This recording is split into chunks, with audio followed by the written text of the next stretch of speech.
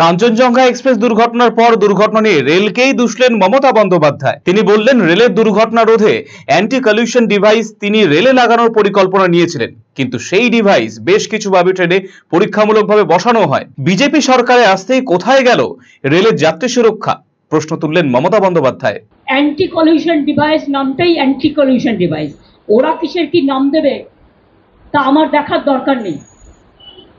Anti collision device আমি যখন rail minister ছিলাম তখন করেছিলাম, এবং এর জন্য আমি কোঙ্কন রেলওয়েকে কাজে লাগিয়েছিলাম। মুম্বাইতে, গোয়াতে, আমি নিজে মাডগাঁওতে গেছিলাম।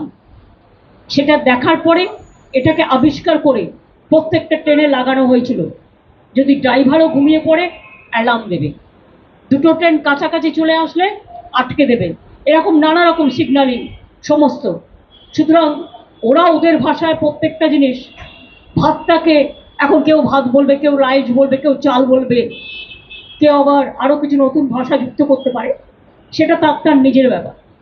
আগে মানুষের রক্ষা কবচ হল, তারপরে এ সমস্ত নানা রকম কথা বলবেন।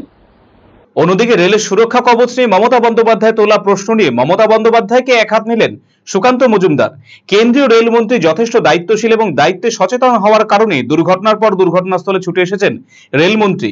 সে কথা স্মরণ করিয়ে সুকান্ত মজুমদার এদিন বলেন, এখন রাজনীতির সময় নয়, এখন দুর্ঘটনায় আহতদের পরিষেবা দেওয়ার চেষ্টা করা উচিত। রাজনীতি করার জন্য সারা বছর পড়ে রয়েছে।